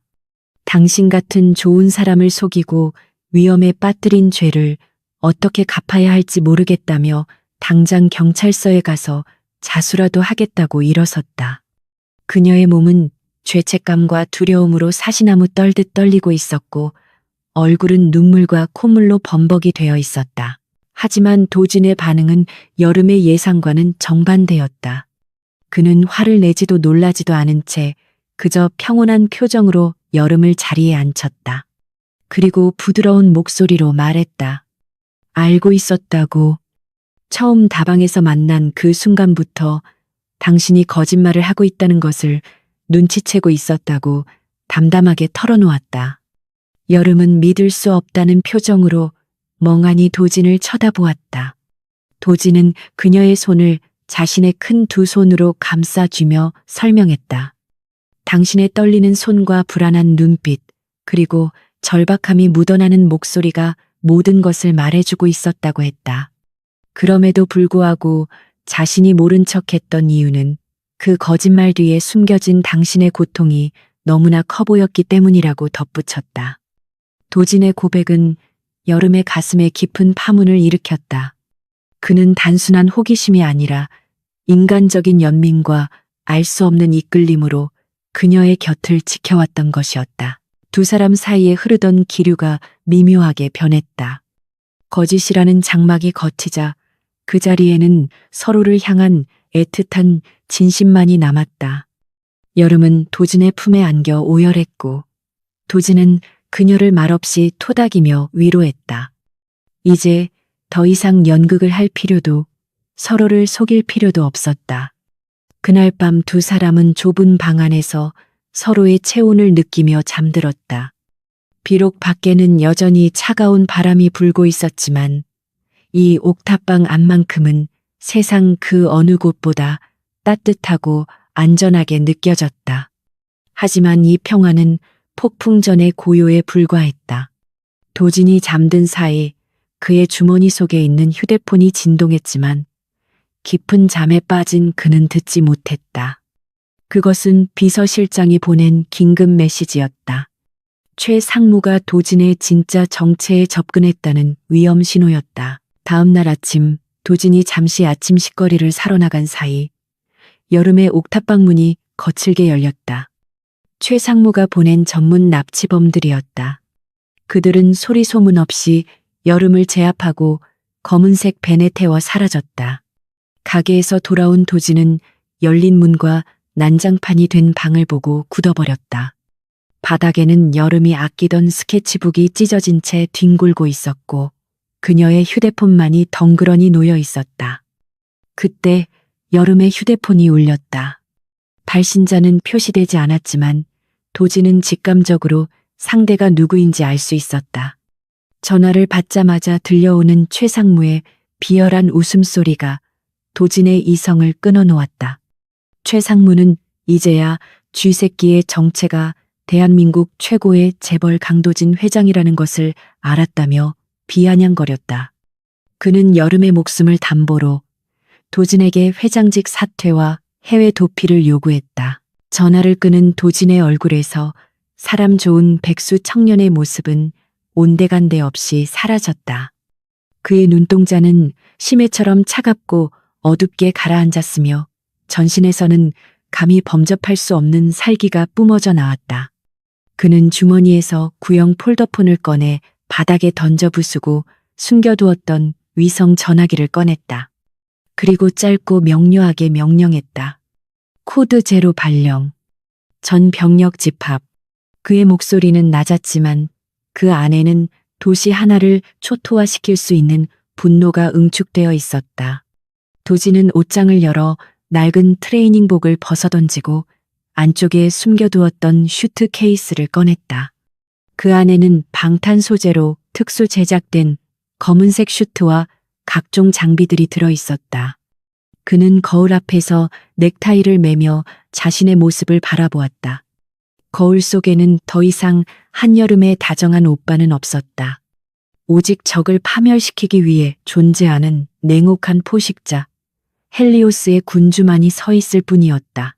도진은 옥탑방을 나서며 뒤를 돌아보지 않았다. 골목 아래에는 이미 비서실장이 대기시킨 최고급 방탄세단 수십 대가 도열해 있었다. 검은 양복을 입은 경호원들이 일제히 허리를 숙여 그를 맞이했다. 도진은 차에 오르며 비서실장에게 최 상무의 위치를 물었다. 비서실장은 위성 추적 결과 경기도 외곽에 위치한 최상무 소유의 별장으로 확인되었다고 보고했다. 그곳은 사설 경비업체와 유착된 조폭들이 지키고 있는 요새와 같은 곳이었다. 도지는 차가운 미소를 지으며 출발을 지시했다. 오늘 밤 그곳은 지옥으로 변할 것이었다. 차 안에서 도지는 태블릿 PC로 별장의 구조도를 확인하며 침투 경로를 머릿속으로 시뮬레이션했다. 협상은 없었다. 오직 완벽한 제압과 응징만이 있을 뿐이었다. 그는 손목시계를 확인하며 카운트다운을 시작했다. 최상무의 별장 지하 밀실에 갇힌 여름은 의자에 묶인 채 공포에 떨고 있었다. 최상무는 그녀의 앞에서 와인을 마시며 도진을 조롱하고 있었다. 그는 도진이 제 아무리 재벌 회장이라 해도 사랑하는 여자가 인질로 잡혀 있는 이상 꼼짝 못할 것이라며 승리에 도취해 있었다. 여름은 도진이 재벌 회장이라는 사실에 충격을 받았지만 지금은 그런 것을 따질 겨를이 없었다. 오직 그가 무사하기만을 기도했다. 최상무는 여름의 턱을 잡고 도진이 너를 구하러 올 것 같냐며 비웃었다. 그는 도진이 자신의 지위와 명예를 지키기 위해 너를 버릴 것이라고 이간질했다. 하지만 여름은 흔들리지 않는 눈빛으로 최상무를 노려보았다. 그녀는 믿고 있었다. 그가 어떤 사람이든 어떤 위치에 있든 자신에게 보여준 진심만은 진짜였다는 것을. 그 시각 별장 정문 앞에는 거대한 굉음과 함께 헬리오스의 차량 행렬이 들이닥쳤다. 경비원들이 저지하려 했지만 선두 차량이 그대로 바리케이드를 들이받고 돌파했다. 차에서 내린 도지는 권총을 든 경비원들이 달려들자 망설임 없이 앞으로 걸어 나갔다. 그의 뒤로 최정의 경호팀이 따라붙으며 순식간에 적들을 제압해 나갔다. 도진의 움직임은 간결하고 파괴적이었다. 그는 달려드는 사내의 팔을 꺾고 명치를 가격해 쓰러뜨린 뒤 빼앗은 곤봉으로 다음 적의 무릎을 부러뜨렸다. 총성은 울리지 않았지만 뼈가 부러지는 소리와 비명소리가 밤하늘을 가득 메웠다. 도진은 마치 산책을 나온 사람처럼 여유롭게 그러나 거침없이 별장 본관을 향해 진격했다. 그의 흰 셔츠에 붉은 피가 튀었지만 그는 개의치 않았다. 본관 로비에 들어선 도진을 막아선 것은 최상무가 고용한 용병들이었다. 그들은 칼과 쇠파이프를 들고 살기 등등하게 도진을 포위했다. 도진은 넥타이를 풀어 손에 감으며 그들을 둘러보았다. 시간 낭비할 틈이 없었다. 그는 폭발적인 스피드로 가장 가까이 있는 용병의 품으로 파고들어 턱을 올려쳤다. 이어진 난투극은 일방적인 학살에 가까웠다. 도진은 수년간 단련해 온 실전 무술로 용병들을 하나씩 무력화시켰다. 그의 주먹은 쇠망치처럼 무거웠고 발차기는 채찍처럼 빨랐다. 쓰러진 적들을 뒤로하고 그는 계단을 뛰어 올라갔다.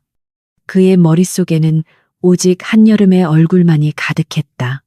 그녀가 다치기 전에 단일초라도 빨리 그곳에 도달해야 한다는 생각뿐이었다. 최상무는 모니터를 통해 도진이 자신의 부하들을 초토화시키며 올라오는 모습을 보고 경악했다. 그는 도진이 단순히 돈만 많은 재벌 2세가 아니라 살인 병기에 가까운 전투력을 가지고 있다는 사실을 몰랐던 것이다. 공포에 질린 최상무는 여름을 끌고 옥상으로 도망치려 했다. 그는 여름의 머리에 총을 겨누며 발악했다. 그때 육중한 마호가니 문이 박살나며 도진이 들어왔다. 피 묻은 셔츠와 헝클어진 머리카락, 그리고 짐승처럼 번뜩이는 눈빛의 도진은 지옥에서 올라온 사신과도 같았다. 최상무는 비명을 지르며 오지 말라고 소리쳤다. 가까이 오면 여자를 죽이겠다고 위협했지만 도진은 멈추지 않고 천천히 그에게 다가갔다.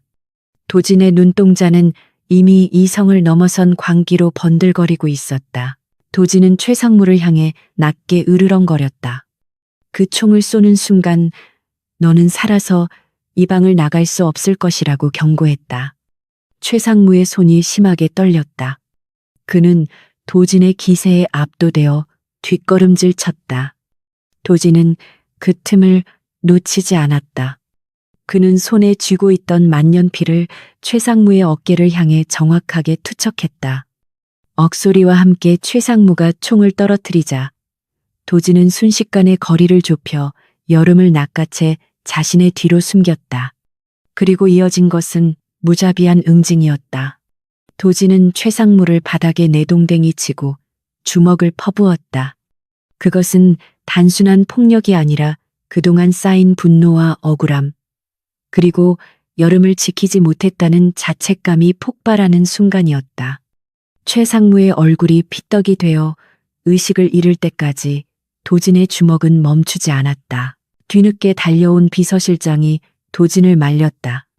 이대로 가다가는 최상무가 죽을 수도 있었다.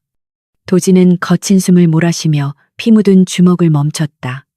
그는 바닥에 쓰러진 최상무를 내려다보며 침을 뱉었다. 그리고 뒤돌아서서 떨고 있는 여름을 꽉 끌어안았다. 여름은 도진의 품에서 긴장이 풀리며 다리가 풀렸다.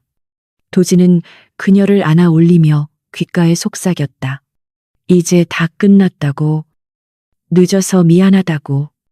여름은 그의 목에 얼굴을 묻고 하염없이 눈물을 흘렸다. 피비린내와 땀 냄새가 뒤섞인 그의 품이었지만 그녀에게는 세상에서 가장 안전한 피난처였다. 도진은 여름을 안고 당당하게 별장을 걸어나갔다. 밖에는 경찰차와 구급차가 도착해 있었고 수많은 카메라 플래시가 터지고 있었다. 하지만 이 사건은 끝이 아니라 새로운 시작이었다. 다음 날 아침 모든 언론의 일면은 헬리오스 그룹 강도진 회장의 정체와 최상무의 납치극으로 도배되었다. 도진은 더 이상 자신의 정체를 숨길 수 없게 되었다. 그는 공식 기자회견을 열고 모든 진실을 밝혀야만 했다. 병실에 누워 뉴스를 보고 있던 여름은 화면 속의 도진을 멍하니 바라보았다. 완벽한 슈트 차림에 냉철한 표정으로 기자들의 질문에 답하는 그는 자신이 알던 그 다정한 오빠가 아니었다. 너무나 멀고 높은 곳에 있는 낯선 사람이었다. 여름은 자신의 초라한 현실과 도진의 화려한 세계 사이에 까마득한 거리를 실감하며 가슴 한구석이 서늘해지는 것을 느꼈다. 그가 자신을 구해주었지만 동시에 그로 인해 자신들은 영원히 다른 세계의 사람이 되어버렸다는 슬픈 예감이 그녀를 감싸 안았다. 대한민국 재계 1위 헬리오스 그룹의 본사 로비는 폭풍 전야와도 같은 적막에 휩싸여 있었다. 평소라면 출근하는 직원들의 발걸음 소리와 대화 소리로 활기가 넘쳤을 시간이지만 오늘은 모든 공기가 얼어붙은 듯 차갑게 가라앉아 있었다. 며칠 전 터진 최상무의 납치극과 강도진 회장의 정체 공개는 대한민국 전체를 뒤흔든 거대한 스캔들이었다. 직원들은 삼삼오오 모여 수군대다가도 엘리베이터 홀 쪽에서 구두굽 소리가 들려오자 일제히 입을 다물고 허리를 숙였다. 정적을 깨고 나타난 인물은 다름 아닌 강도진이었다. 그는 더 이상 옥탑방에서 라면을 끓여 먹던 털털한 백수형이 아니었다. 머리끝부터 발끝까지 완벽하게 세팅된 최고급 슈트 차림에 날카로운 눈빛을 한 그는 범접할 수 없는 제왕의 아우라를 뿜어내고 있었다. 도진의 뒤로는 수십 명의 법무팀 변호사들과 비서진이 묵묵히 따르고 있었다. 그들은 마치 전쟁터로 향하는 군대처럼 비장한 표정이었다. 도진은 로비를 가로지르며 단 한 번도 주위를 둘러보지 않았다. 그의 시선은 오직 정면에 위치한 회장 전용 엘리베이터에 고정되어 있었다. 그가 지나가는 자리에는 서늘한 냉기만이 남았다. 직원들은 그가 엘리베이터에 탑승하고 문이 닫히는 순간까지 숨조차 제대로 쉬지 못했다. 오늘 열리는 긴급 이사회는 헬리오스 그룹의 역사를 새로 쓰는 날이 될 것이 분명했다. 썩은 살을 도려내고 그룹을 완전히 장악하려는 도진의 칼날이 마침내 춤을 출 시간이었다. 대회의실의 무거운 문이 열리자 수십 명의 이사들이 일제히 자리에서 일어났다. 그들의 얼굴에는 긴장감과 두려움이 역력했다. 특히 최상무와 결탁하여 비자금을 조성하고 권력을 남용했던 파벌의 임원들은 사색이 되어 손을 떨고 있었다. 도지는 상석으로 걸어가 의자를 뒤로 젖히고 앉았다. 그는 아무 말 없이 이사들을 한 명 한 명 응시했다. 그 침묵은 그 어떤 고함보다 더 큰 압박감을 주었다. 도진이 비서실장에게 손짓하자 대형 스크린에 복잡한 도표와 숫자, 그리고 녹취록들이 띄워졌다. 그것은 지난 몇 달간 도진이 백수행세를 하며 목숨을 걸고 수집한 부정부패의 증거들이었다. 도진은 차가운 목소리로 입을 열었다. 그는 스크린을 가리키며 헬리오스의 이름 아래 자행된 더러운 범죄들을 낱낱이 고발했다. 하청 업체에 대한 단가 후려치기, 페이퍼 컴퍼니를 통한 횡령, 그리고 힘없는 사람들을 향한 불법 추심과 폭력까지. 도진의 입에서 구체적인 날짜와 금액이 나올 때마다 해당 임원들은 고개를 들지 못했다. 한 임원이 억울하다며 항변하려 했지만 도진은 책상 위에 서류 뭉치를 집어 던지며 그의 말을 잘랐다. 도진은 그 임원의 개인 계좌 내역과 내연녀 명의로 숨겨둔 부동산 리스트를 들이밀었다. 회의실 안은 순식간에 찬물을 끼얹은 듯 조용해졌다. 도진은 자비가 없었다. 그는 즉석에서 부패 임원 전원에 대한 해임안을 상정했고 미리 대기하고 있던 검찰 수사관들이 회의실로 들이닥쳤다. 수갑을 차고 끌려나가는 임원들의 비명과 욕설이 회의실을 가득 메웠다. 그러나 도진은 눈 하나 깜짝하지 않고 그 광경을 지켜보았다. 이것은 단순한 인사조치가 아니었다. 그것은 헬리오스 그룹이 다시 태어나기 위한 뼈를 깎는 수술이었다. 모든 소란이 정리되고 남은 이사들은 공포에 질려 도진의 눈치만 살폈다. 도진은 그들을 향해 경고했다. 앞으로 단 1원이라도 회사의 돈을 허투루 쓰거나 자신의 지위를 이용해 약자를 짓밟는 자가 있다면 지위 고하를 막론하고 법의 심판대 위에 세울 것이라고 선언했다. 그의 목소리에는 거역할 수 없는 카리스마가 담겨 있었다. 회의가 끝나고 도진이 회의실을 나서자 복도 끝까지 도열해 있던 직원들이 90도로 허리를 숙여 인사했다. 진정한 왕의 귀환이었다. 하지만 화려한 승리의 뒤편에서 도진의 마음은 텅 빈 것처럼 공허했다. 그는 집무실로 돌아와 창밖을 내려다보며 깊은 한숨을 내쉬었다. 서울 시내를 발 아래 두고 있지만 그의 마음은 여전히 허름한 달동네 옥탑방에 머물러 있었다. 책상 위에는 비서실장이 올려둔 보고서 하나가 놓여 있었다. 그것은 병원에 입원해 있는 한여름의 상태에 관한 것이었다. 도진은 떨리는 손으로 보고서를 집어들었다.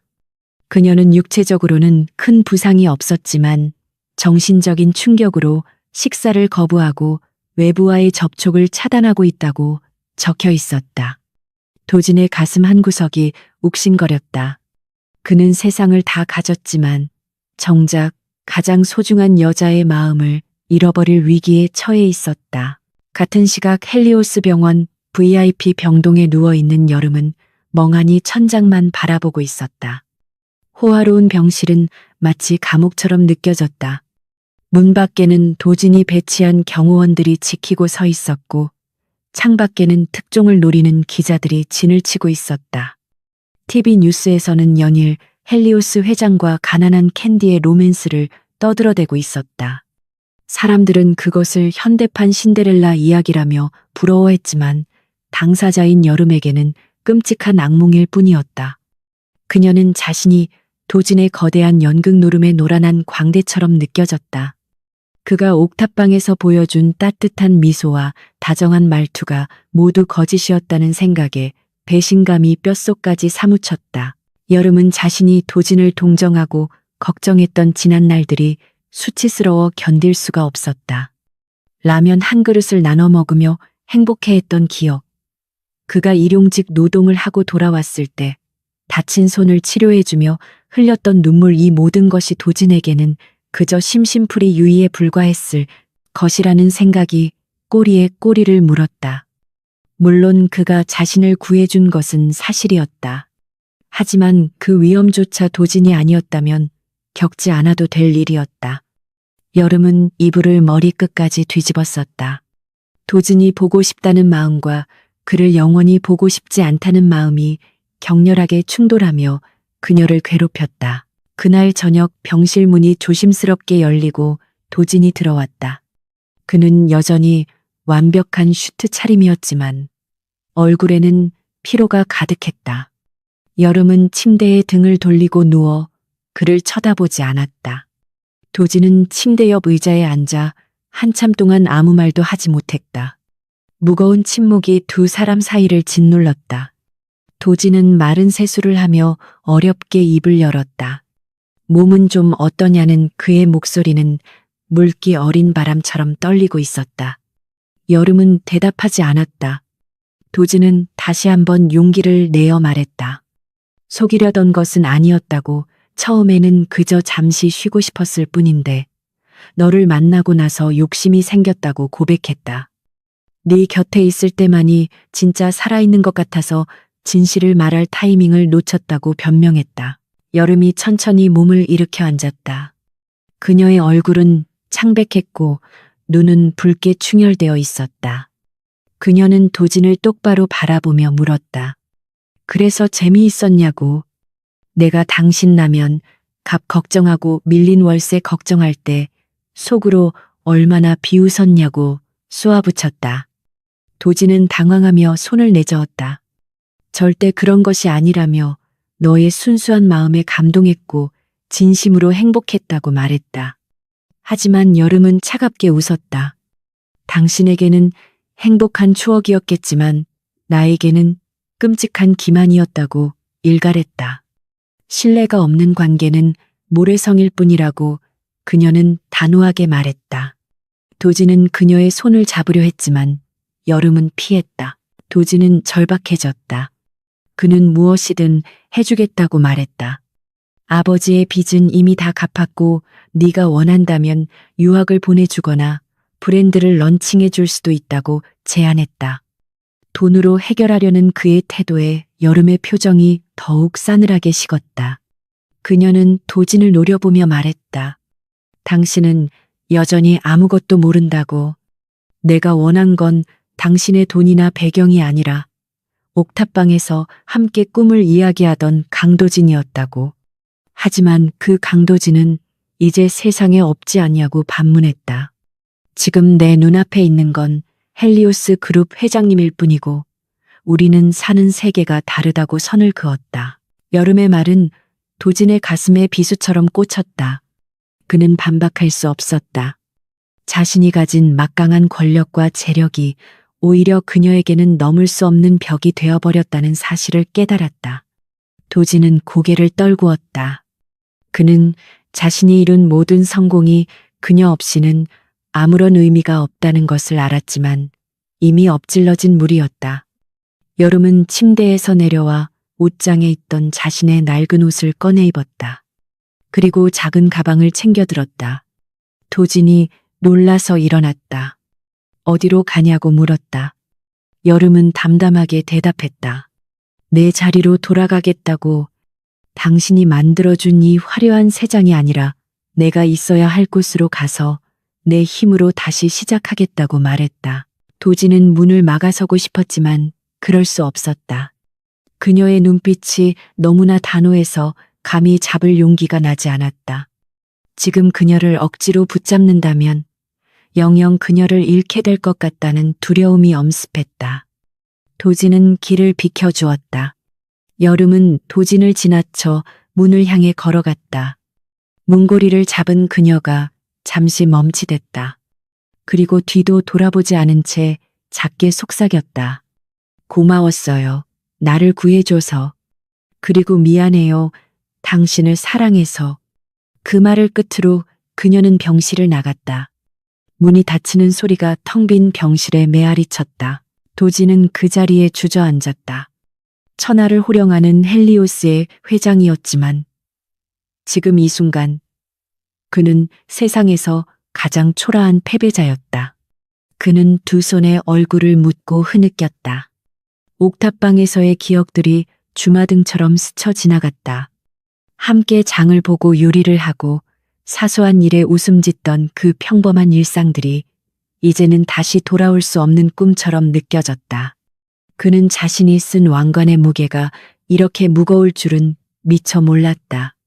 사랑하는 여자를 지키기 위해 왕이 되었지만 정작 그 왕관 때문에 사랑하는 여자를 떠나보내야 하는 아이러니가 그의 심장을 갈기갈기 찢어놓았다. 병원 로비로 내려온 여름은 몰려드는 기자들을 피해 뒷문으로 빠져나갔다. 도진이 미리 손 써둔 덕분에 경호원들이 기자들을 막아주었지만 그녀는 그것조차 도진의 배려라는 사실에 마음이 아팠다. 병원 밖으로 나오자 차가운 밤 공기가 뺨을 스쳤다. 화려한 도시의 불빛들이 그녀를 비웃는 것 같았다.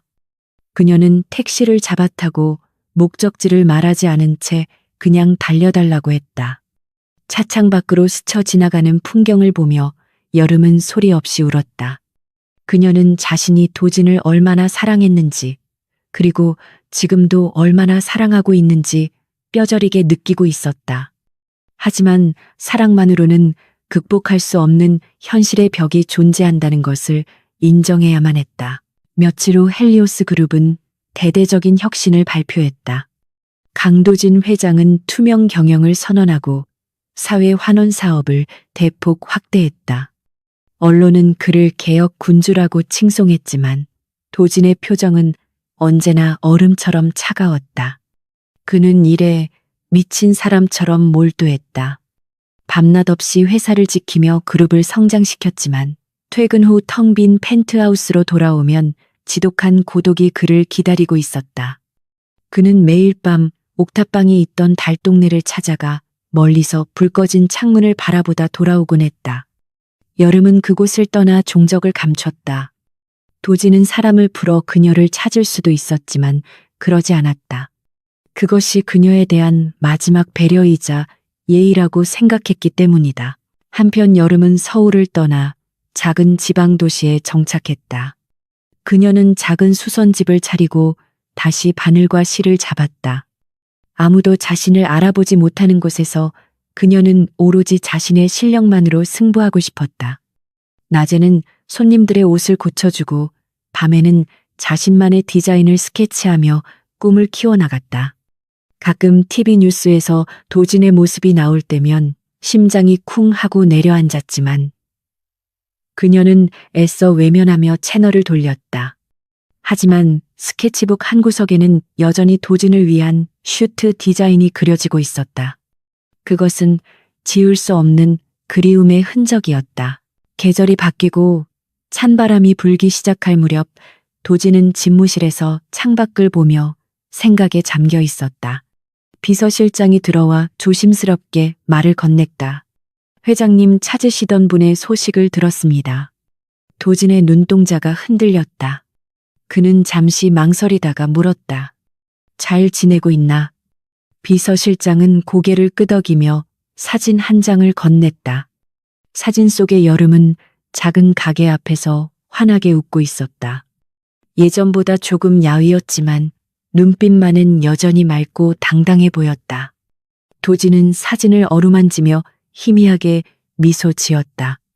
다행이다. 정말 다행이다. 그는 사진을 서랍 깊숙이 넣어두었다. 아직은 때가 아니었다. 그녀가 스스로의 힘으로 날개를 펼칠 때까지, 그리고 자신이 그녀 앞에 떳떳하게 설 수 있을 때까지 기다려야 했다. 그날 밤 도진은 오래된 다이어리를 꺼냈다. 그곳에는 옥탑방에서 여름과 함께 썼던 가계부가 끼워져 있었다. 콩나물 500원, 두부, 1000원. 삐뚤빼뚤한 글씨들을 보며 도진은 쓴 소주를 들이켰다. 대한민국 최고의 부자가 가장 그리워하는 것은 수조원의 자산이 아니라 바로 그 1,500원의 행복이었다. 그는 언젠가 다시 그 행복을 찾으러 갈 것이라고 다짐하며 밤하늘의 별을 올려다보았다. 견우와 직녀가 1년에 한 번 오작교에서 만나듯 그들의 인연도 언젠가는 다시 이어질 것이라는 막연한 믿음을 품은 채 계절이 4번 바뀌어 다시 무더운 여름이 찾아왔다. 서울의 외곽 한적하지만 예술가들의 공방이 모여있는 거리에 위치한 작은 옷가게. 여름의 아뜰리에는 늦은 시간까지 불이 꺼지지 않고 있었다. 이곳의 주인인 한여름은 입에 핀을 문 채 마네킹에 입혀진 드레스의 밑단을 꼼꼼하게 손질하고 있었다. 지난 1년 동안 그녀는 헬리오스 그룹이나 강도진이라는 이름과는 철저하게 단절된 삶을 살았다. 누구의 도움도 받지 않고 오로지 자신의 실력으로 밑바닥부터 다시 시작한 그녀는 이제 아름아름 입소문이 난 신진 디자이너로 자리 잡아가고 있었다. 그녀가 만드는 옷에는 화려함보다는 입는 사람을 배려하는 따뜻함과 편안함이 담겨 있어 단골 손님들의 발길이 끊이지 않았다. 여름은 흐르는 땀을 손등으로 닦아내며 완성된 옷을 바라보았다. 비록 재벌가의 화려한 파티복은 아니었지만 그녀의 땀과 열정이 고스란히 배어있는 세상에서 단 하나뿐인 작품이었다. 그녀는 지금의 이 소박하지만 당당한 삶에 깊은 만족감을 느끼고 있었다. 다음 날은 신진 디자이너들을 위한 합동 전시회가 열리는 날이었다. 여름은 설레는 마음으로 전시장 한켠에 자신의 부스를 마련했다. 수많은 관람객들이 오가는 가운데 유독 한 남자가 그녀의 옷 앞에 오랫동안 머물러 있었다. 그는 짙은 네이비색 린넨 셔츠에 면바지를 입은 수수한 차림이었지만 넓은 어깨와 곧은 자세에서는 숨길 수 없는 기품이 흘러나왔다.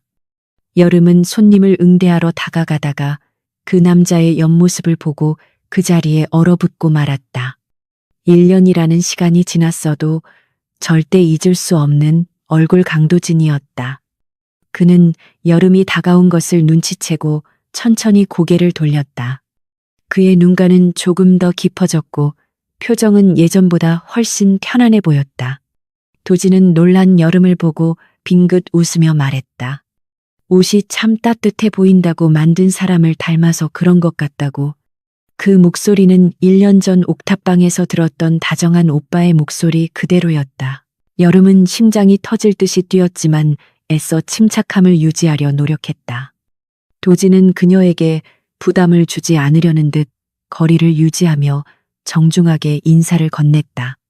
그는 자신이 헬리오스 회장 자격으로 온 것이 아니라 여름의 아뜰리에 팬으로서 왔다고 강조했다. 그리고 혹시 괜찮다면 전시회가 끝나고 차 한 잔 마실 수 있겠냐고 조심스럽게 물었다. 거절당할까봐 긴장한 듯 미세하게 떨리는 그의 손끝을 본 여름은 마음이 약해지는 것을 느꼈다. 그동안 억눌러왔던 그리움이 봄을 터지듯 밀려왔다. 그녀는 잠시 망설이다가 고개를 끄덕였다. 근처의 조용한 카페에 마주 앉은 두 사람은 처음에는 어색한 침묵을 지켰다. 하지만 도진이 먼저 자신의 근황을 소소하게 털어놓기 시작했다.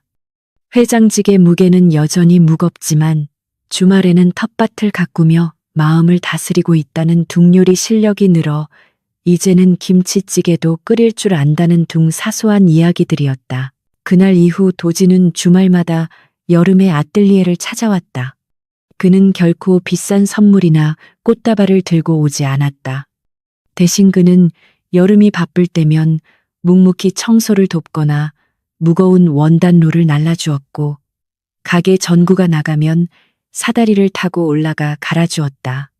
가게 직원들은 그가 헬리오스 그룹의 회장이라는 사실을 꿈에도 모른 채 그저 잘생기고 성실한 아르바이트생이나 여름을 짝사랑하는 동네 청년쯤으로 생각했다.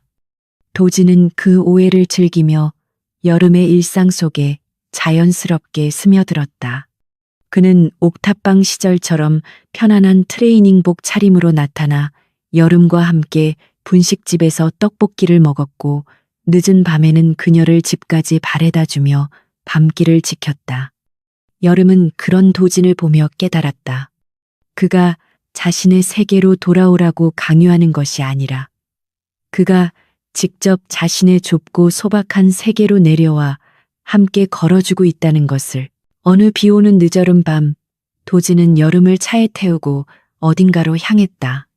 차가 멈춘 곳은 놀랍게도 그들이 처음 만났던 달동네의 낡은 빌라 앞이었다. 재개발로 인해 주변은 많이 변했지만 그 옥탑방이 있는 건물만은 예전 모습 그대로 남아 있었다. 의아해하는 여름을 데리고 옥상으로 올라간 도지는 주머니에서 열쇠를 꺼내 녹슨 철문을 열었다. 방 안은 1년 전 그녀가 떠났던 그날의 모습 그대로 보존되어 있었다. 낡은 재봉틀 곰팡이 핀 벽지, 그리고 두 사람이 함께 밥을 먹던 작은 상까지 모든 것이 그대로였다. 도지는 여름을 바라보며 말했다. 이곳을 사들인 것은 투자가 목적이 아니라 내 인생에서 가장 행복했던 순간을 잊지 않기 위해서였다고. 그리고 내가 잃어버린 나 자신을 찾을 수 있게 해준 너를 기다리기 위해서였다고 고백했다. 도지는 여름의 앞으로 다가와 한쪽 무릎을 꿇었다.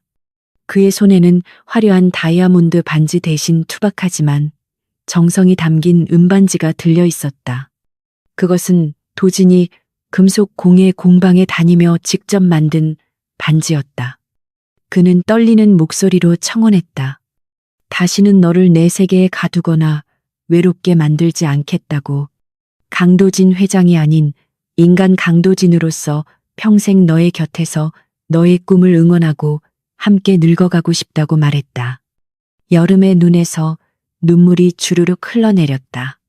그녀는 그동안 자신이 두려워했던 것은 도진의 배경이 아니라 그 배경에 짓눌려 사라질 자신들의 사랑이었다는 것을 깨달았다. 하지만 지금 눈앞에 있는 남자는 그 모든 것을 버리고서라도 자신을 선택할 준비가 되어 있었다. 여름은 울면서 고개를 끄덕였고 도지는 떨리는 손으로 그녀의 약지에 반지를 끼워주었다. 두 사람의 결혼식은 헬리우스 그룹의 명성에 걸맞지 않게 아주 소박하게 치러졌다. 유명 호텔이 아닌 여름의 아뜰리에 앞 작은 정원에서 가까운 지인들과 가족들만 초대한 채 야외 결혼식이 열렸다. 언론은 재벌 회장의 파격적인 결혼식이라며 떠들썩했지만 도진과 여름은 신경 쓰지 않았다. 그들에게 중요한 것은 보여주기식의 허례허식이 아니라 서로를 향한 진실한 맹세였다. 여름은 자신이 직접 디자인한 심플한 웨딩드레스를 입었고 도진은 그녀가 만들어준 예복을 입고 하객들 앞에서 영원한 사랑을 약속했다.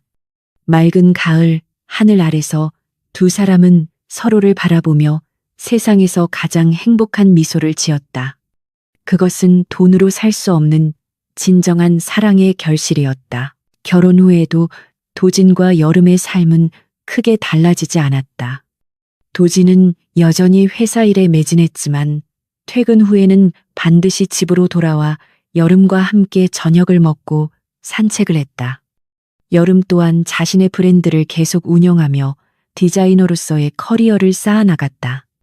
다만 달라진 것이 있다면 도진이 가끔 회사 임원 회의에서 아내 자랑을 하느라 회의 시간을 넘기거나 주말이면 앞치마를 두르고 아내를 위해 요리하는 것을 낙으로 삼는다는 점이었다. 헬리오스 그룹의 직원들은 회장님이 결혼 후 훨씬 유해지고 인간적으로 변했다며 안도했다. 도진은 잃어버렸던 웃음을 되찾았고 그 웃음의 원천은 언제나 여름이었다. 두 사람은 서로의 부족한 부분을 채워주며 완벽하지는 않지만 온전한 하나의 세계를 만들어가고 있었다. 그러던 어느 날 아침 평화로운 식탁에서 작은 소동이 벌어졌다. 여느 때처럼 도진이 끓인 된장찌개 냄새를 맡은 여름이 갑자기 헛구역질하며 화장실로 뛰어들어간 것이었다. 도진은 깜짝 놀라 그녀의 등을 두드려주며 안색을 살폈다. 여름은 창백해진 얼굴로 고개를 들며 무언가 이상하다고 중얼거렸다. 혹시나 하는 마음에 두 사람은 약국에서 테스트기를 사왔다. 화장실에서 나온 여름의 손에 들린 테스트기에는 선명한 두 줄이 그어져 있었다. 도진은 그 자리에서 굳어버렸다. 잠시 정적이 흐른 뒤 여름이 멍한 표정으로 입을 열었다. 이번에는 진짜라고. 거짓말이 아니라고. 그녀의 말에 도지는 현실을 자각한 듯 환호성을 지르며 여름을 번쩍 들어 올려 빙글빙글 돌았다. 1년 전 소개팅 자리에서 그들을 처음 묶어주었던 거짓말 같은 임신이 이제는 축복받은 현실이 되어 돌아온 것이었다. 도지는 눈물을 글썽이며 여름의 배에 귀를 갖다 대고 아이에게 인사를 건넸다. 안녕, 아가야. 그의 모습은 천하를 호령하는 그룹 회장이 아니라 그저 아이를 기다리는 평범하고 팔불출인 아빠의 모습 그 자체였다. 여름은 그런 도진의 머리를 쓰다듬으며 행복한 웃음을 터뜨렸다. 그들의 시작은 엉뚱한 거짓말과 오해로 얼룩져 있었지만 그 끝은 그 어떤 진실보다 아름다운 결실을 맺었다. 창밖으로 따사로운 햇살이 쏟아져 들어와 두 사람을 감쌌다. 옥탑방에서 시작된 그들의 기적 같은 사랑 이야기는 이제 새 식구가 되어 새로운 페이지를 써내려갈 준비를 마쳤다. 세상은 여전히 시끄럽고 험난하겠지만 그들은 서로의 손을 잡고 씩씩하게 걸어갈 것이다. 사랑이라는 가장 강력한 무기를 지니고서